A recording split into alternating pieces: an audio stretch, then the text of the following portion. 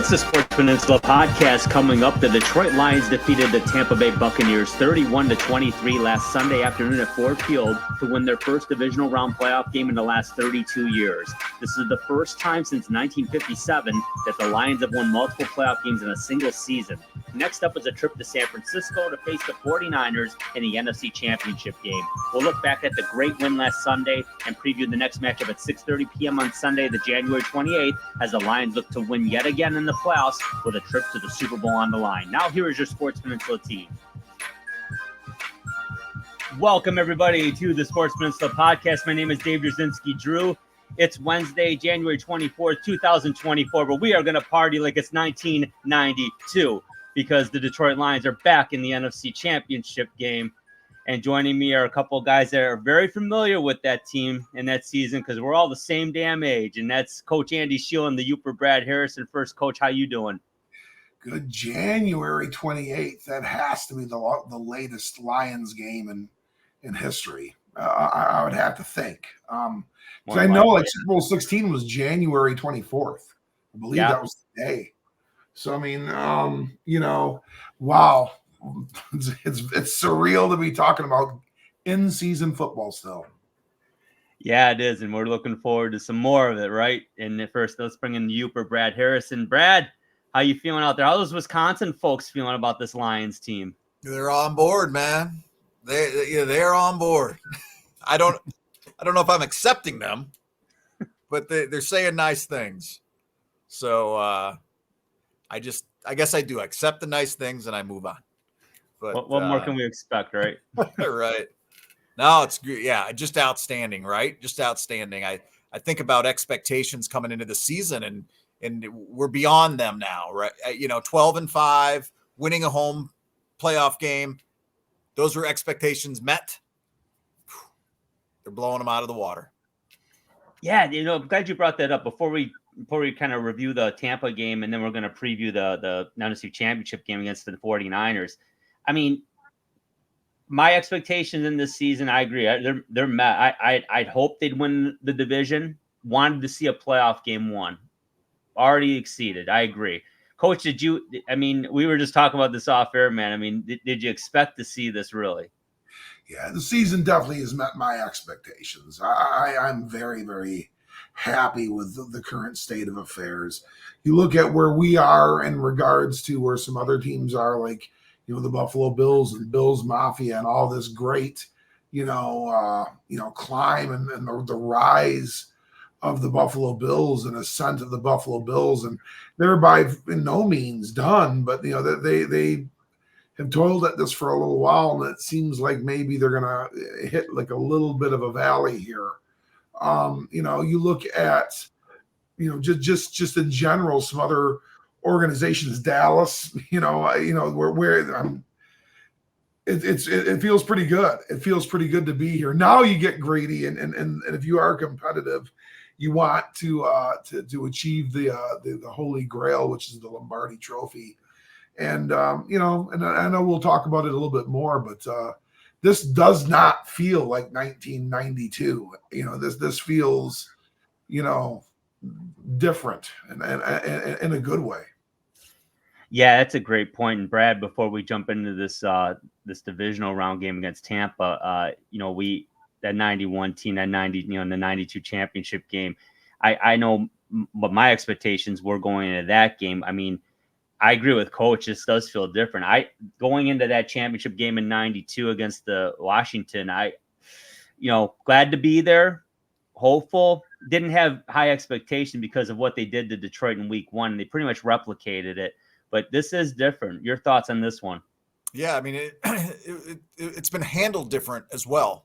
I mean, if you recall that 91, when that buzzer sounded and that game ended, we were pouring Gatorade buckets on Coach Fonts. Like, that was the goal. And then it was done. There was no Gatorade bucket being thrown on Dan Campbell after either of these games, because I've loved a lot of things that I've heard from Dan Campbell. But the one that struck me this week was when he talked about 2 games left with a bye in the middle. Yeah. He's as focused on that bye week as he is the game and the net, because it's important. It's important for that vantage point, guys. Let's get by Sunday. We're gonna get some rest, and then we got one more game. I loved that. Yeah, that was in the locker room right after the game. I heard that was fantastic. That's the kind of leadership you want in a football team, right, Coach? I mean, it's the job's. It's not good enough just to be there. You're there for a reason. You need to win the game, and we're going to talk about that now, guys. So let's jump into it. 31-23, big win by the Lions. I'm very blessed I got the chance to be at that one. And I know, Coach, you got to be there too. And Brad, you were at last week's. And I just got to say, I mean, it's been a while. I had season tickets for 9 years. My last season, ironically, was the 0-16 team. But when I left the state and I gave up the tickets, because I'll be honest, I couldn't give the tickets away in a lot of cases. So I didn't want to risk eating tickets, so I had to give up my season tickets. I'm grateful to be back, and what an atmosphere. And I was telling Coach before the game, that's the first time I attended a game where it felt like I had a job to do there as a fan. It wasn't good enough for me to slug a few cocktails down and just cheer.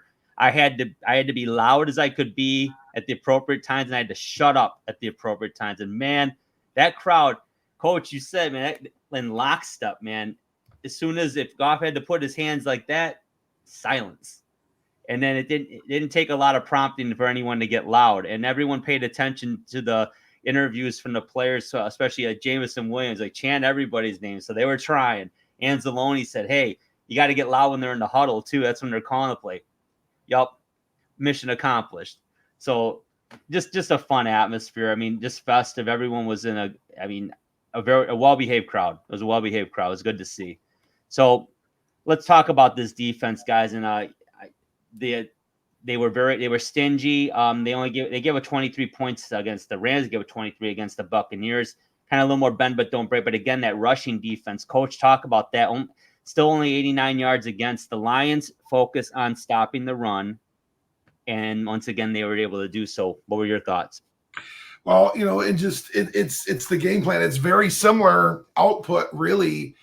From what you saw with in the Los Angeles game, middle 300s, through the air. We let up some offense through the air.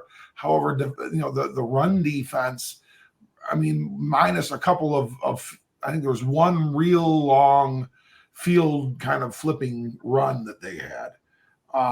Really was pretty pedestrian. They got a couple of nice first down runs that put them in the second and middle, second and short. Outside of that, it was very pedestrian.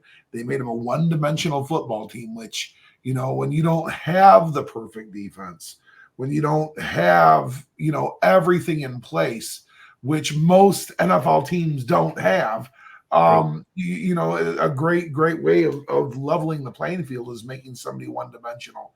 And in doing so in that passing attack, we had 4 sacks. We intercepted the ball twice. And this is precisely the type of defensive game plan that you would want to take in to Santa Clara, California. Yeah, absolutely. And then you're right. And Brad, this defense, they struggle in coverage, but they're fast, they hit hard, and they're stingy against the run. How about that Derek Barnes interception to close this one out? Talk about that one. It'll be one of the most memorable plays in franchise history. And,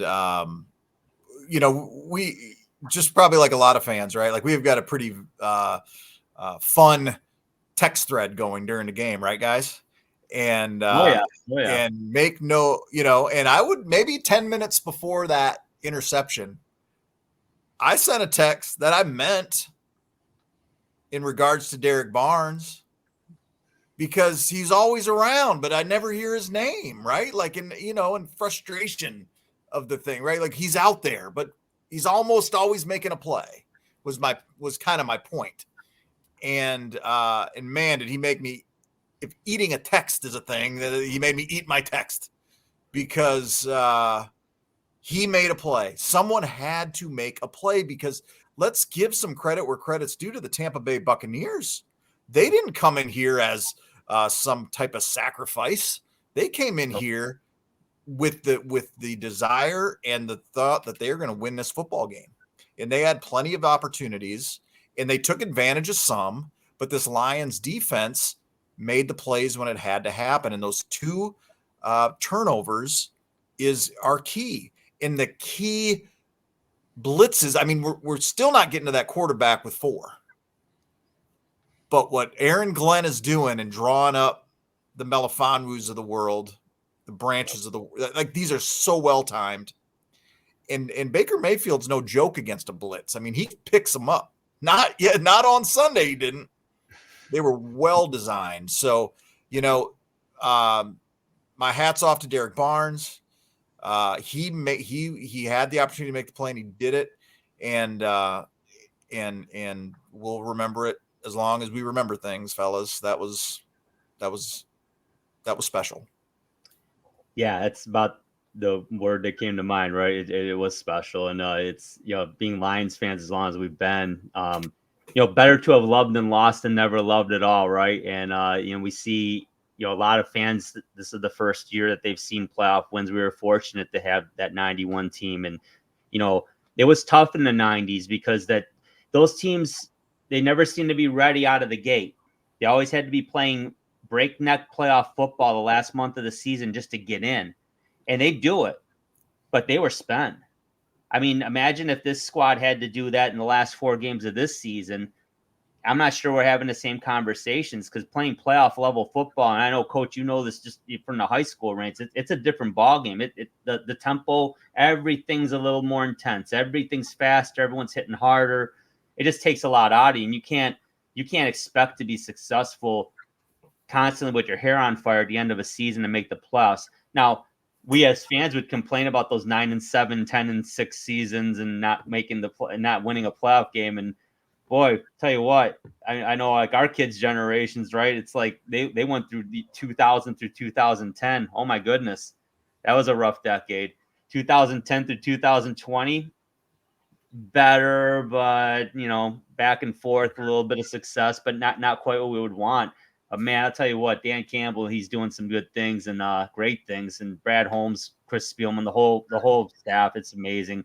But guys, the time of possession, the Lions, when they had about 4 minutes longer, you gotta make sure you have that. They won the turnover battle. They did get the 4 sacks. Although to your point, Brad, Mayfield, he was tough. I mean, he still got his. But just a great win. They're going to the NFC Championship. Like you said, they're going to Santa Clara, Coach, and they're going to be playing an NFC Championship. And they're going to be led by this guy right here, Jared Goff. Coach, we saw Matt Stafford last 2 weeks ago, and we forgot he had a cannon. He certainly does. He put on a show. But man, Jared Goff, it seems like when the chips are down and he's got to go into 4-minute mode or 2-minute drill, or he's got to make a play. He just seems to be making plays. Talk about his performance at this point. Well, if we're able to keep him upright, I mean, this is just kind of how it's going, right now. I mean, it's, 69.8% completion percentage is fantastic. 43 attempts too, because they try to make us one-dimensional.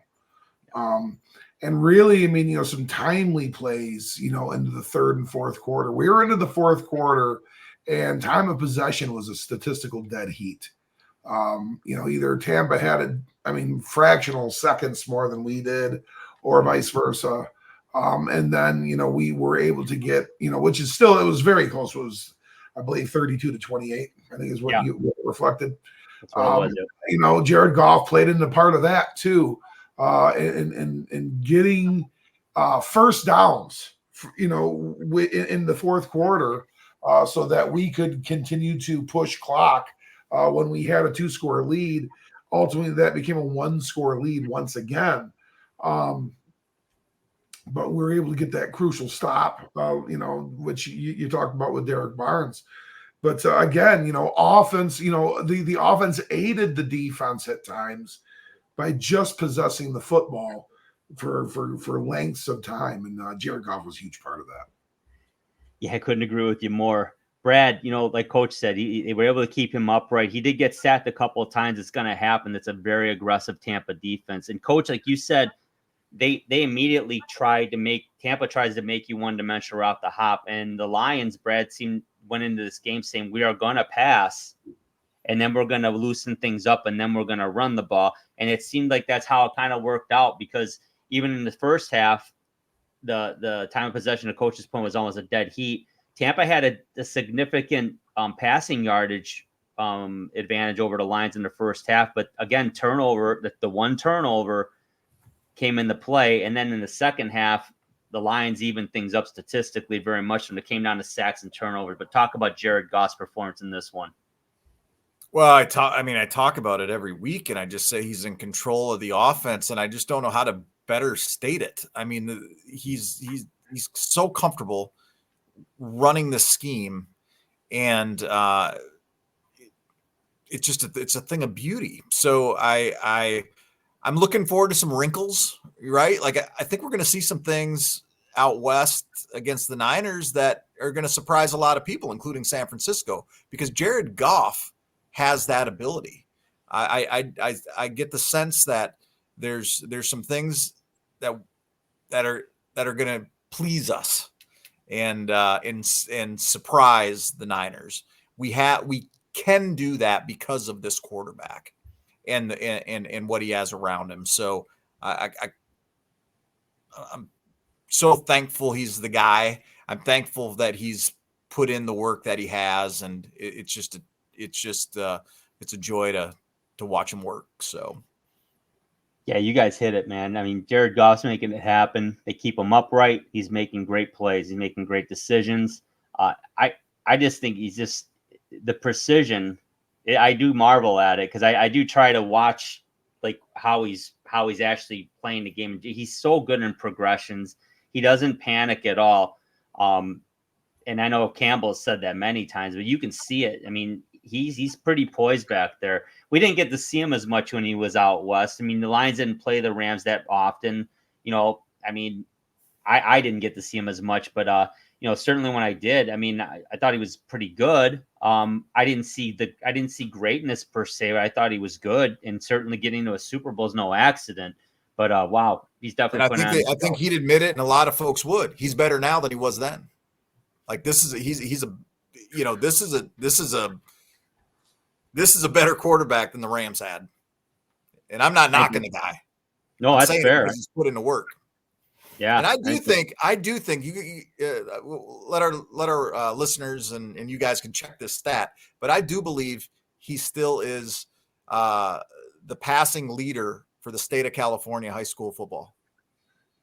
Oh, that's interesting. We'll have to check that out. I mean, I've heard that. I haven't tested it, so Google that. See if I'm right.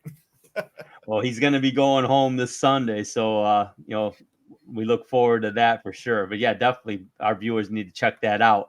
Let's talk about Jahmyr Gibbs in the running game, guys. He had 74 yards and a touchdown.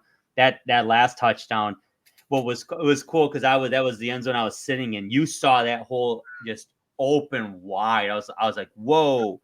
He was in the second level in no time, and it just very impressive. The O-line did a great job. He did a great job. David Montgomery as well contributing. He didn't touch the ball that often, only 10 carries for 33, but did enough and certainly helped them close that game out near the end and getting some key yardage there. And Craig Reynolds, I didn't have a slide for him. He only carried the ball one time, got 1 yard, but he did score a touchdown. Yeah, he got a touchdown. But Coach, talk about not so much not just the running back performance, but how the O-line performed in this one for the run blocking. Well, once again, over 100 yards rushing, 31 of that came on one run.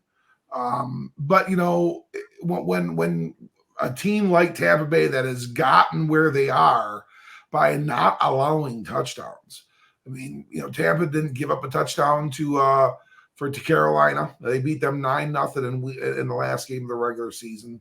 Didn't give a touchdown up to the Philadelphia Eagles, who were preeminent favorites to win the NFC, probably about 6-7 weeks ago. And, that's 8 quarters. They haven't even given up a touchdown. So they're in there chomping away at our run game and trying to do what we were doing to them. And at times we're somewhat successful. That was an absolute backbreaker. And when you have a kid with that kind of skill set, I think we're slowly seeing Jahmyr Gibbs become 1A and David Montgomery become a 1B, where I think it was the other way around.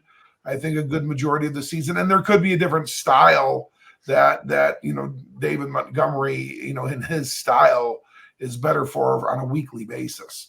But again, over 100 on the ground, 2 rushing touchdowns.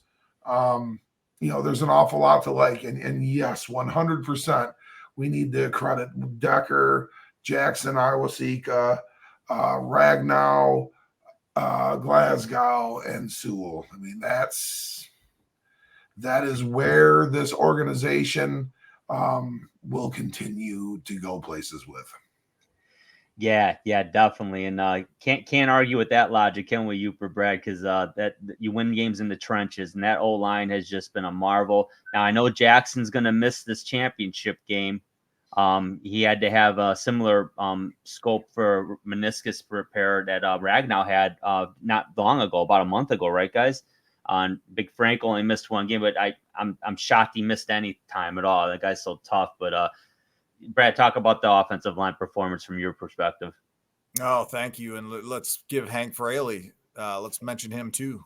Amen. For the coach. So, I love to see the post game, what's happened since that Bucs game, of how much credit the media, the nation, the fans are giving the O-line. It's not lost on anybody what Taylor Decker did and what Penei Sewell did based on their PFF grades. It's not lost on anybody what Frank Ragnow went through that day. I mean, the injuries. I mean, you looked at that injury report today, they got 4 things listed, and he's playing Sunday. And so it's a continuation of what we've seen. Like, we didn't all of a sudden turn that playoff game on and see a different team. We watched what we've seen all year long. It just so happens there were 40 million other viewers watching this game that are seeing, did you see Sewell, pulling the right tackle, pulling left, leading a run left? The nation saw that. So I'm glad for the nation that they got to see it. And I'm glad for the guys that they got to show what they do. And it's just it's the strength of the team, as it should be. Yeah, absolutely. And here's what I'm going to, and I'll let you talk. I'm going to give Bob Quinn I'm going to say thank you, Bob Quinn. He got Decker and Ragnow here, and Glasgow. Maybe, am I wrong? I think that's. I'm trying. I know we got Decker. Decker, we saw coming. Ragnow, we didn't. Because I think, Coach, was that our first year covering drafts? Big Franks. It might have been. Yeah, I mean, that was not a shocker, but it wasn't what we were thinking, and but very happy it happened. Yeah, and then Bob Quinn can move on. Like, thank you for that, and then you can. Yeah, because we don't need to go once we leave the first round. Then the question marks start popping. Yeah, we're not. Yeah, that's it. No more. Yeah, no more enough of that. But give credit where it's due, right? But Brad Holmes, I mean, think of this, Coach. I mean, we talked about that draft. I mean, Jamar Chase, we were thinking he's going to be there. Micah Parsons was there, and Jalen Waddle was there. Good players, very good players. But man, I mean, we like Penei Sewell, and obviously they did too. And no regrets here. But man, Coach, what a draft pick that was. I mean, that's discipline at the draft table, because you're trying to make an impression, right, for the new fan base, and they stuck to the plan. And talk about Penei Sewell. Oh yeah, and yeah, I mean, you bring up a good point. An offensive tackle can be statistically silent, really. I mean, there are statistics, but they look a little different than what some of the things that Micah Parsons has produced, what Jalen Waddle's produced. and some of these offensive players. He's every bit the effect on that team that Micah Parsons is on the Dallas Cowboys as an offensive tackle. And he's 23 years old. I mean, he's so young. So I mean, that's the guy that they're going to be paying, the industry standard to. That's the contract that we have to prepare for. Yeah. Because he's that type of player. He's really indebted himself and embedded himself into the culture of not just the organization. He's the guy that does the little pregame before they head back down into the tunnel. But also the area. He's very much a part of things. We're here in the metropolitan area. Penei Sewell is a superstar. And really, if we have a star of that offense, and yes, we've talked about how well Jared Goff has played. We've talked about the multiple running backs, and their success, which really is a credit to the entire offensive line. We talk about Amon-Ra St. Brown. We talk about Sam Laporta. We talk about Josh Williams. We talk about Khalif Raymond and J-Mo, and that's the superstar of that offense is Penei Sewell. Number 58. Yeah, he's been playing great, and for years to come, hopefully. And let's look at this receiving core, how they perform, guys. You bring up Amon-Ra St. Brown. Well, just his typical day at the office. 8 catches, 77 yards, and a touchdown, and a great touchdown catch at the end, near the end of that game as well. Just fantastic to watch him work and do what he does. Sam Laporta doing his thing again. 9 catches, 65 yards. A lot of that in the first half. I think that was a big part of loosening up that defense a little bit, certainly getting Laporta the ball a lot and then going more to the wideouts in the second half. Josh Reynolds had a touchdown, nice touchdown catch, couple catches for 27. And then J-Mo had a couple catches as well for 35 yards. Guys, and I'll start with you, Brad. Once again, the receiving core is so important, and Sam Laporta is so important. But overall, Jared Goff makes it run, but man, those guys are doing a hell of a job out there. Talk about them.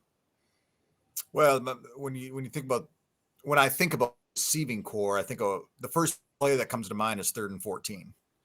And for Amon-Ra to get that ball about 12 yards from the line of scrimmage and gut out those next 2 yards that were just needed.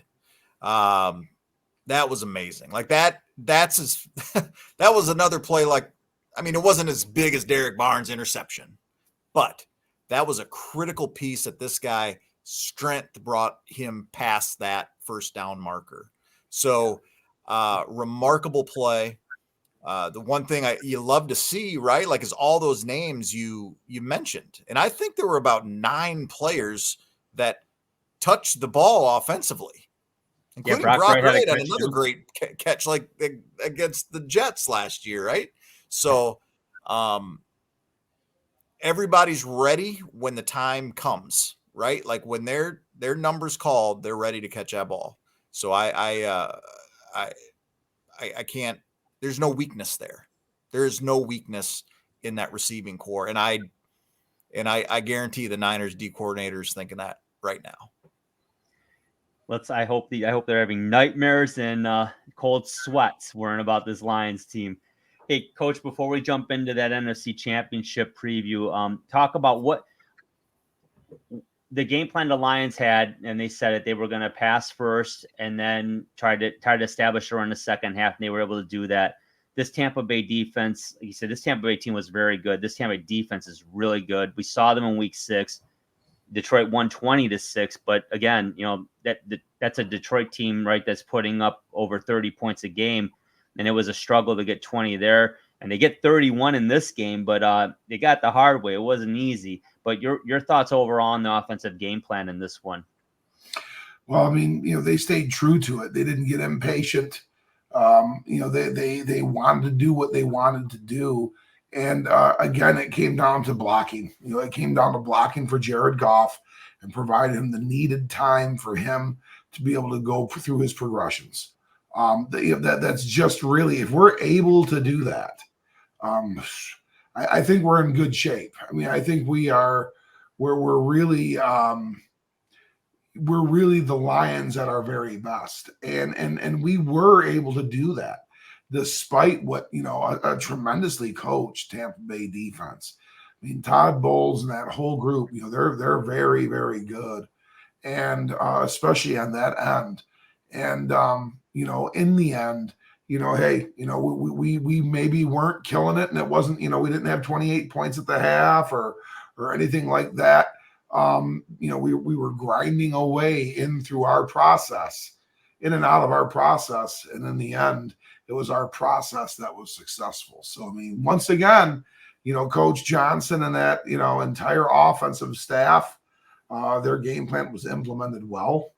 And it certainly was, 31 points where we should win football games, if we score 31. Well, gentlemen, normally we'll take a lot of time to talk about a review and we'll touch on a preview, but those special circumstances this week, the Lions they're leaving the friendly confines of Ford Field.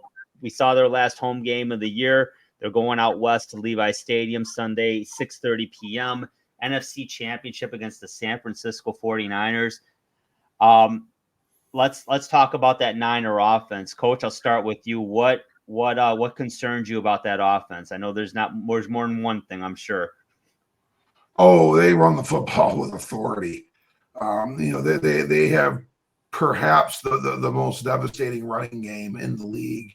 And that is what they want to do, and that's what they impose themselves to be able to do, is to run it right into you, run it outside of you, around you, all sorts of different ways.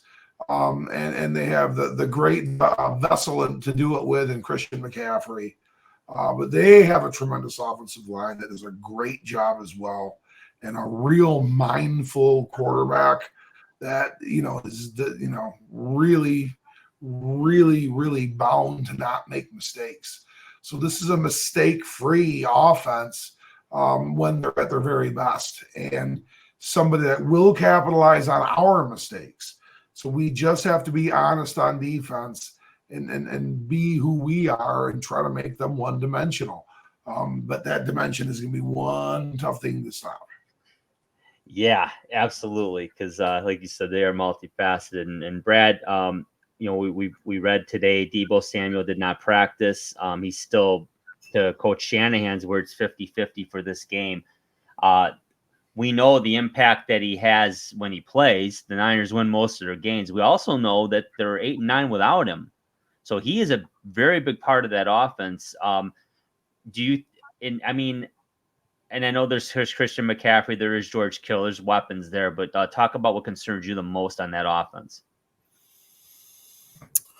Yeah, McCaffrey, the most, without if Debo's not in there, the speed that Deebo brings to that offense is just, that's world class. But their other receivers are on point too, and it's almost like the Kittles of the world, the Ayuks of the world, the Debos.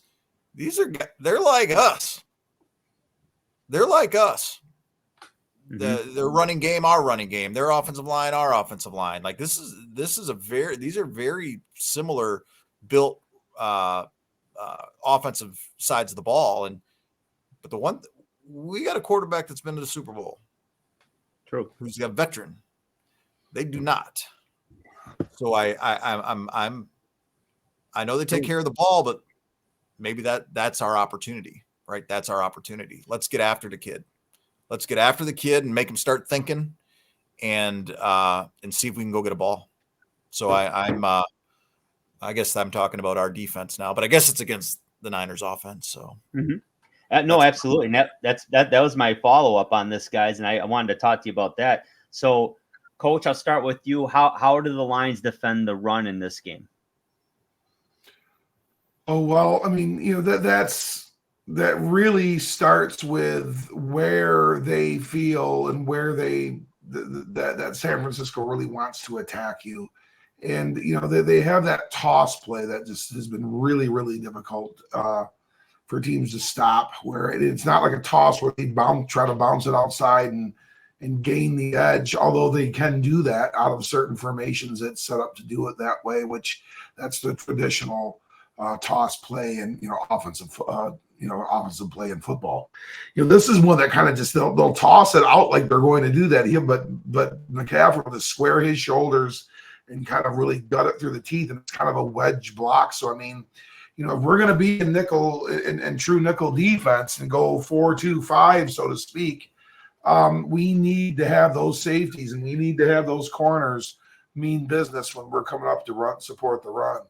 And because it's going to take a collective effort this way.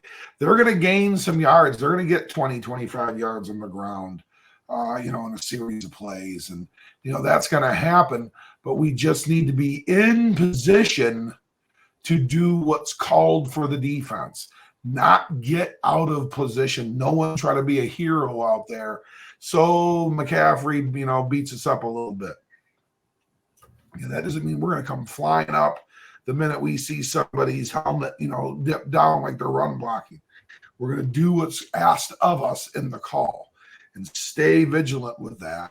And honestly, defense wins championships. It does. We need to ultimately rise to the occasion here and do a better job than the Green Bay Packers did last week. So I mean, that's just the rally of the call. And what we need to do is we need to do our job, and we need to stay committed to doing that. Makes a lot of sense, Coach. No doubt. Discipline, gap discipline, all that. You're right. Don't be a hero. Just be in position to make a play when your number's called. And I agree with that 100%. Brad, on when the Niners are throwing the ball, what do you see this line? How do you see this Lions team shaping up against Brock Purdy and company? And what do they need to do to at least limit the damage he's going to inflict? Sure, tackles.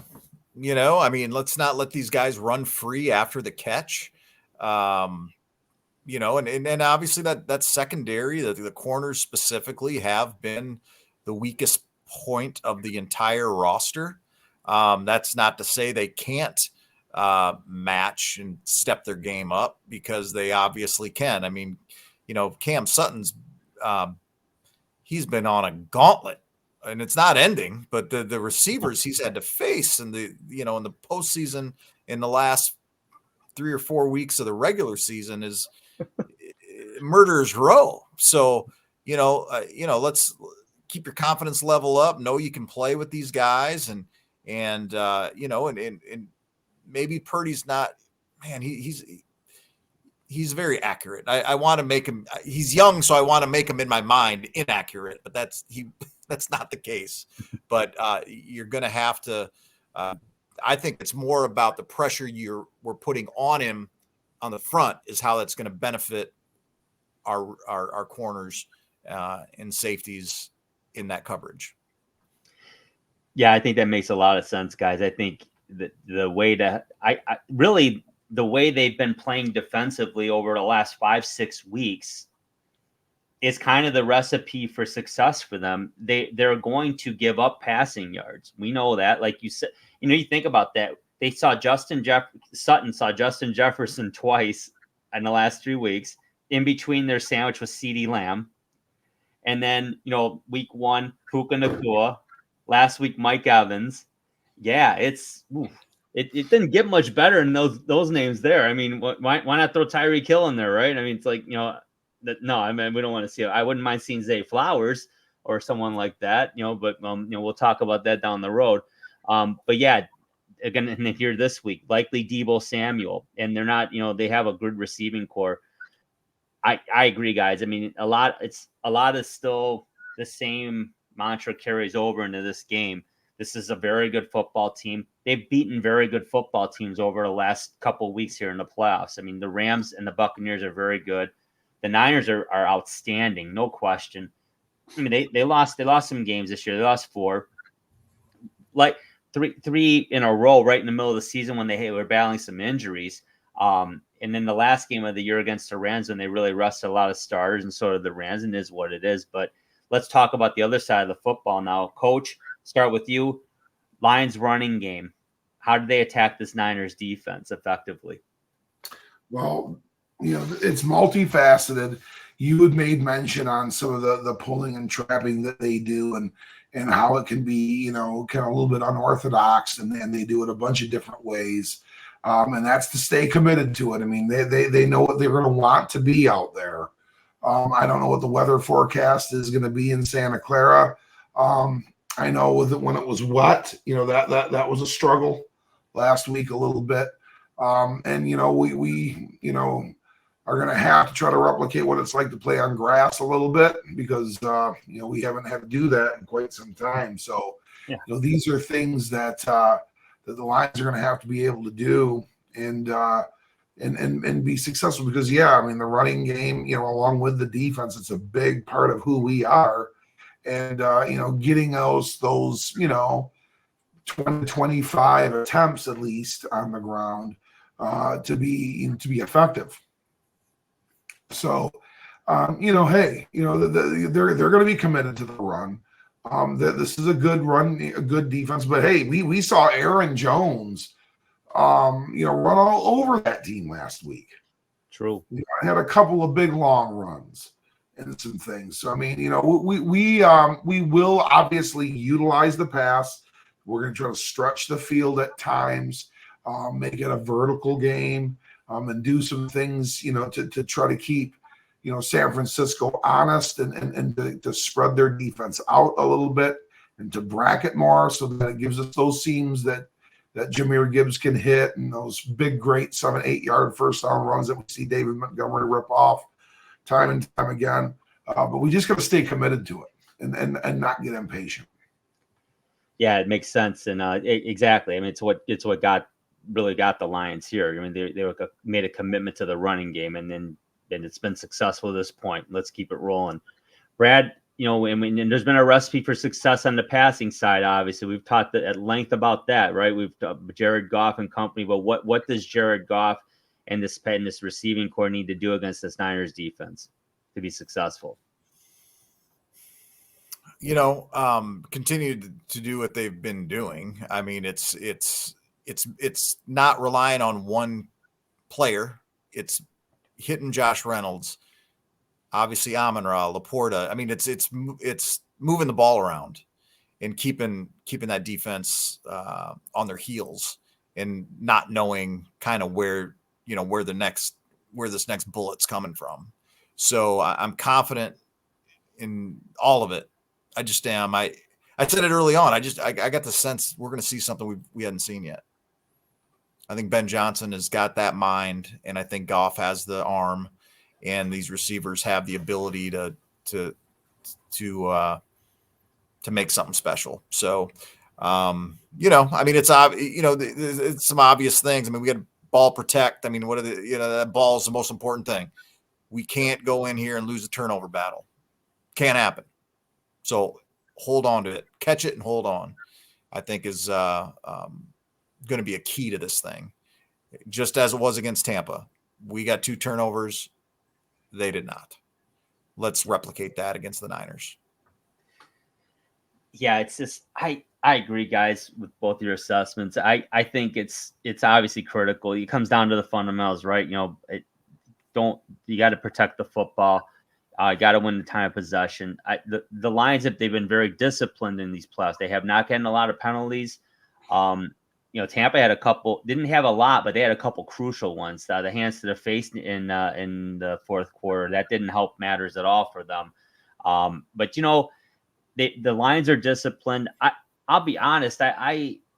This team's just a marvel to me, because they're just they're playing so well, and I love what Campbell said in his press conference. You know, there's ebbs and flows in the game, and he's like, you know, you're going to have a bad play. There's going to be things that don't work, and guess what? Then you got to snap the ball in the next play. There's another play to go, and I know, Coach, from your perspective, talk about that. I mean, because you've coached in championship games, and you got a ring to prove it from that 2013 Mariners squad. So I want to hear from you. You know, once you're getting into these positions, I mean, is the moment? I guess my question is, how do you get the emotions of the moment and the enormity of it away and just make it a football game? Well, we talk about there's an emotional house you want to live in.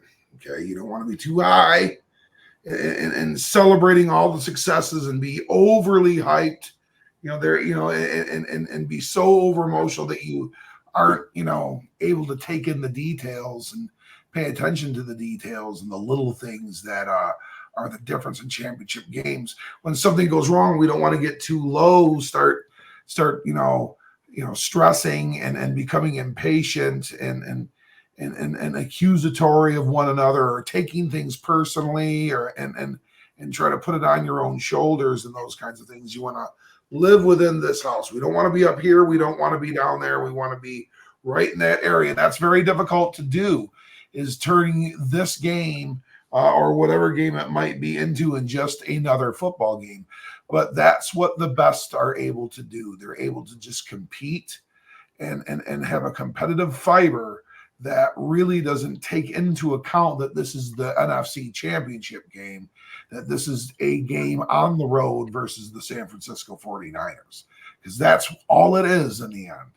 And they just got to stay diligent in a concept, I believe, is what is referred to as controlled fury. There's a pretty successful leader who mentioned that a couple of weeks ago. I like that. Controlled fury. I love it. Brad, I harken back to 1983, and I know, Coach, you remember this very well. Candlestick Park, right? Divisional playoff, Lions, Niners. And we know what happened. 24-23 defeat. The wind blew Eddie Murray's kick to the right, is what it is. Got a little payback for them this time? What are your thoughts? Why not? Why not? Whatever. Yeah, I don't think the wind swirls quite as much in Santa Clara as it did in Candlestick. I'm not hearing anything like that. I don't hear anybody complaining about the wind. No. I don't see our quarterback throwing as many interceptions as Gary Danielson did that day either. Wasn't it? I think it was 5. Yeah. But I do think these running backs could match what Billy Sims did. So, payback.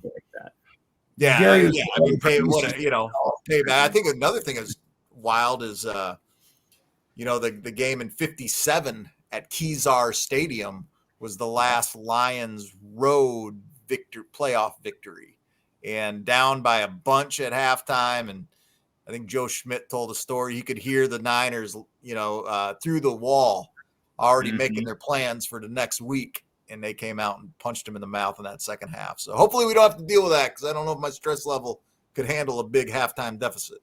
But I'm not stressed. I haven't been stressed as a fan playoff games.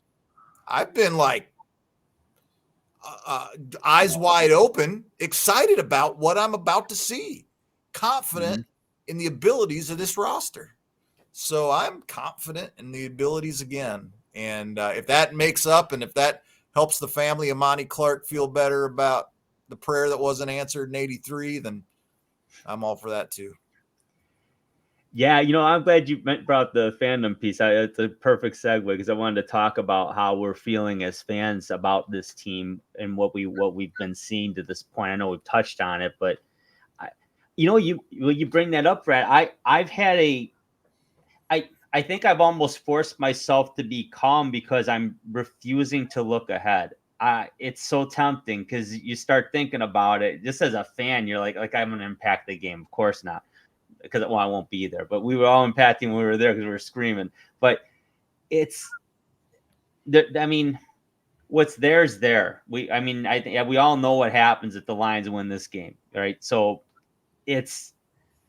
I'm trying not to think about it, because San Francisco's so good. It's just it's foolish to look past them in any way, shape, or form. There's nothing's a given in this game. The Lions are not favored in this game. I believe they're still 7-point dogs. A lot of money's going towards Detroit. I know there's an article that just came out in the paper today about that, and it makes sense to me. But not gonna we're gonna prognosticate but later on. But just as a fan, I've really thoroughly enjoyed this playoff, like you said too. I've been stressed. The Rams game stressed me out more than the Buccaneers game did. I'll be honest. I think because of the enormity of all of those all of those issues, all of those first time in 32 years, first time in 30 years, there was just so Stafford's return. It was just so much going on. This game was all about football. It was a relief. I'm sure it was for those players and coaches and everything. But Coach Shield, I mean, we talked about the difference, how we felt in 91 versus now, but how have you been taking in these playoffs? How have you been feeling?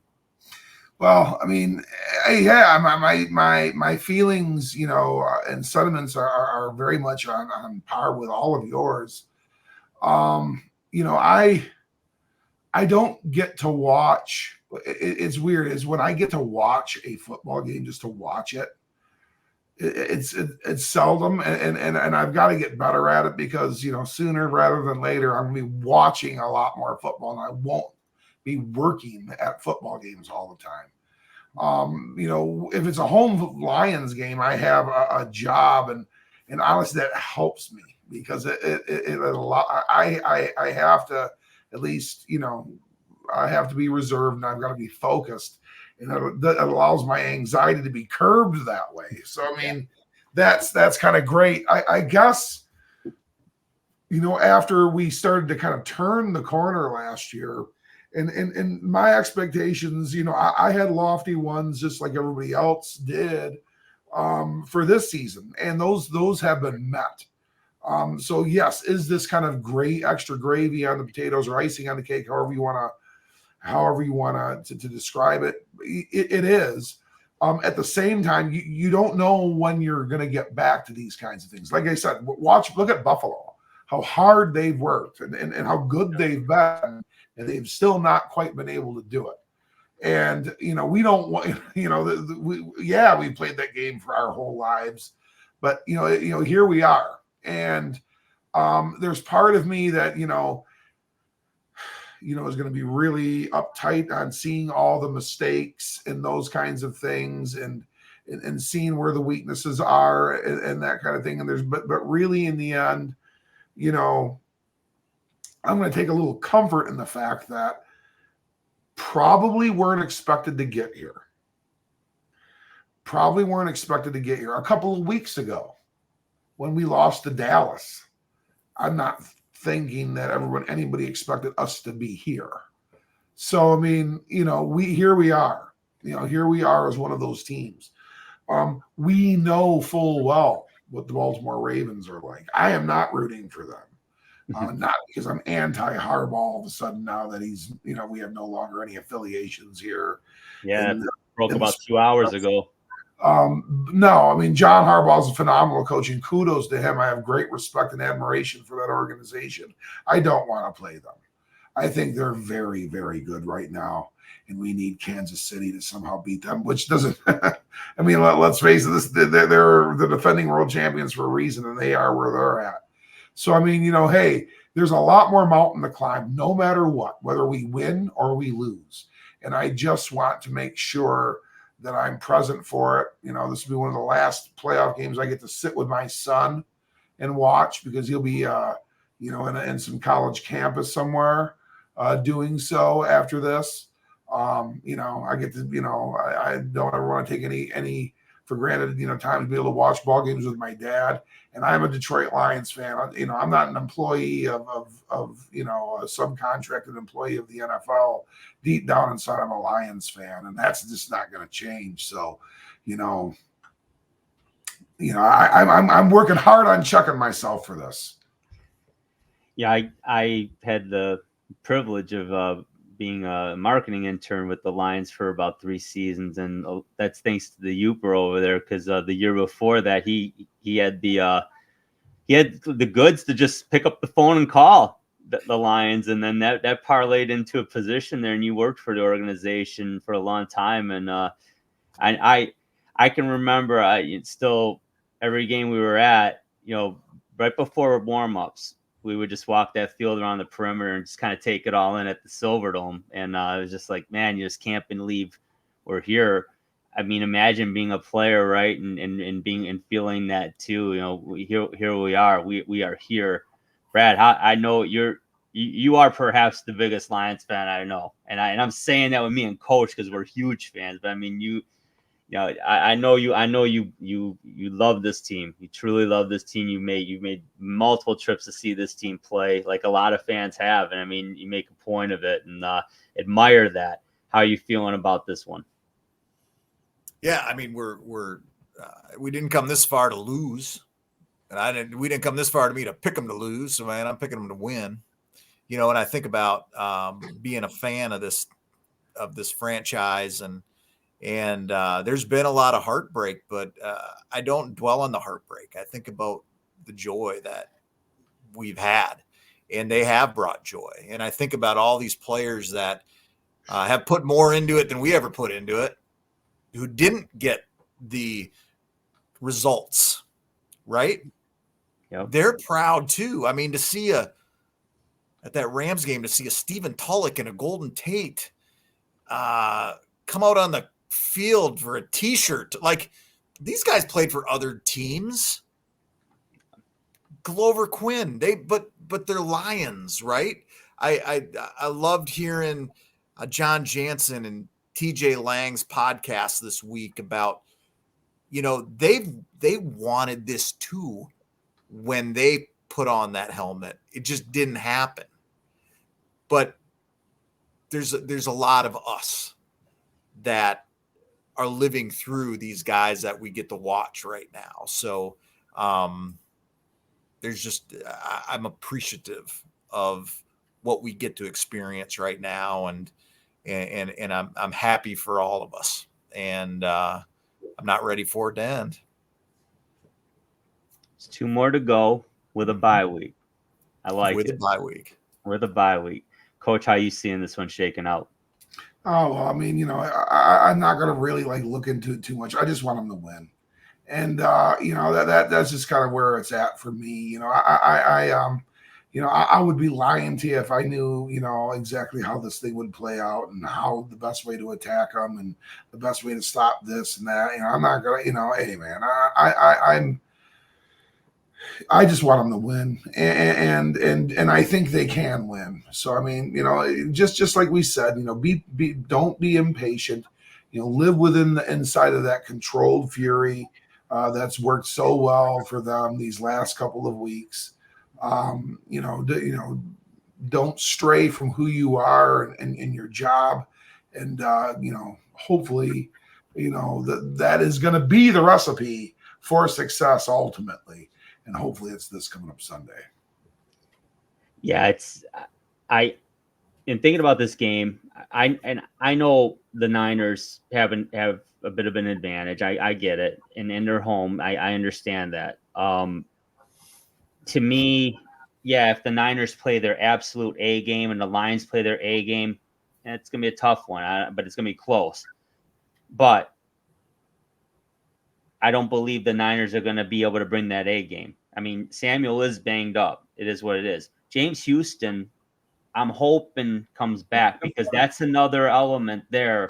All of a sudden, that's a weapon that, quite frankly, there isn't a lot of tape on him. Not this year, at least. He would add a wrinkle. I would like to, Brad, you mentioned it earlier. Like to see Brad Johnson open that playbook up a bit, and Coach, I know you echoed that as well. They go deep for Williams just to try and loosen things up? I would expect so. I don't expect or want them to deviate that much from what's got them there, but I'm to see a wrinkle or two would certainly be great. I think this is going to be such a chess match. I'm going to say a 24-23 score. Detroit wins this game. I do say that, and I'd love to see that.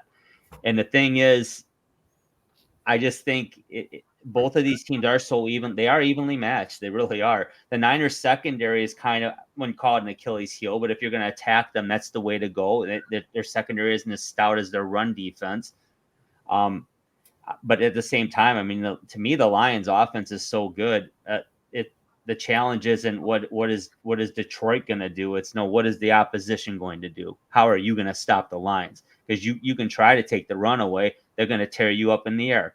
Okay, you can try to put Goff under stress, but you got to worry about the run. You got to pick your poison, and you hope that maybe Goff has an off game or whatever the case is. The guy's just been on point. He's been playing so well. And Coach, you brought up the Dallas game. They lost that game, and that truly was the game I thought that they were definitely getting to that division round. I had my doubts going into those final 3 games. When they beat the Vikings on the road, I felt pretty good about that, and saw some, more of what we were seeing early in the season.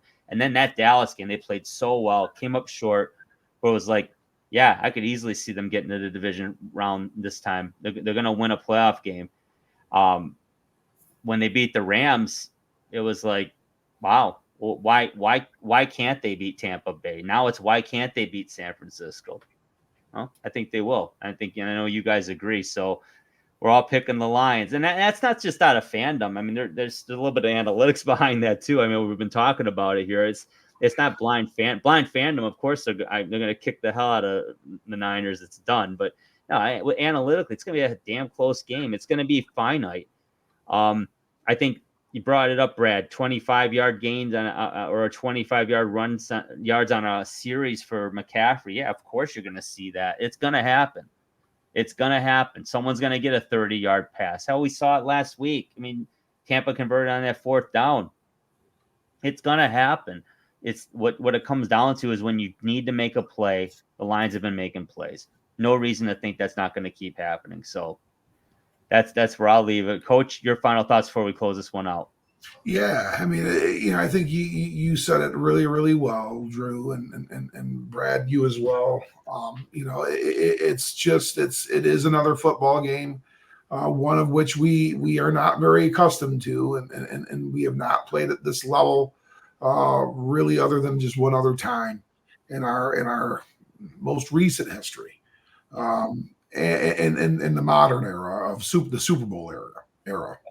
And it's just one of those things that let's take this and let's let this be part of who we are as fans, and know that really this is part of the foundation of what hopefully is a new lease on what we are, and that's a 10-year or more team. We're a Baltimore Ravens-esque team. We're a San Francisco 49ers-esque team, or a Green Bay Packers-esque team, Pittsburgh Steelers, whomever you want to acknowledge, Kansas City Chiefs, New England Patriots, whomever you want to acknowledge, and being like that from now on. And this is going to be something that we see once again, and an experience that we have sooner rather than later again.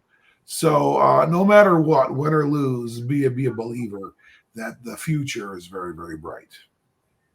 I hear that, Coach. Definitely. Uper Brad, any closing thoughts from you?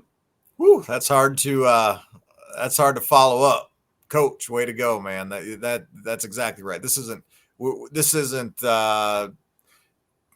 fortunate luck. Hey, the Lions just won a bunch of games, but they shouldn't be there. Like, we should be there, and we should continue to be there. So I tip my hat to that, to the GM and the ownership and everybody that put this roster together. And for Lions fans out there, I was on Ticketmaster. What did they say? StubHub.com. They said 20% of the tickets sold Sunday are coming out of Michigan. And if you go to Ticketmaster right now, there are a ton of seats on the secondary market. So for all our listeners, if you want to spend some of those dollars and jump on a quick plane, I guess Delta's bringing a bigger plane to Detroit to take care of the need, and head on out, man. Let them know. Join the Honolulu Blue and Silver out in Santa Clara. Oh, baby, that's going to be so cool, man. Sunday, 6:30 p.m., man. We're going to take that in. This is going to be a lot of fun. Fans, enjoy it. I'd love to tell you it's going to happen again, next year and the following 5 years. Man, I was 17 years old. We were all 17 years old last time, 18. That's when this happened, and now we're 50 or pushing 50. So I don't see that happening again, though. But just enjoy this one. Enjoy this one. It's gonna be a heavyweight championship fight.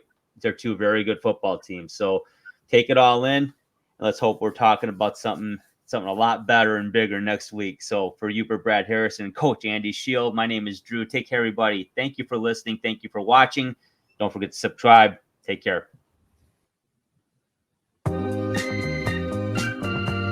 This has been the Sports Peninsula Podcast. To subscribe to the podcast, simply click the subscribe button on our YouTube channel's homepage and give us a like. You can also follow our audio podcast on multiple platforms, including Apple Podcasts, Amazon Music, and Google Podcasts, just to name a few. Give us a follow on Twitter. Our handle is @SportsPPodcast to check out our latest releases. Thank you again for watching and for your support. Remember, when you want to hear all about sports in the great state of Michigan, there is only one Sports Peninsula Podcast.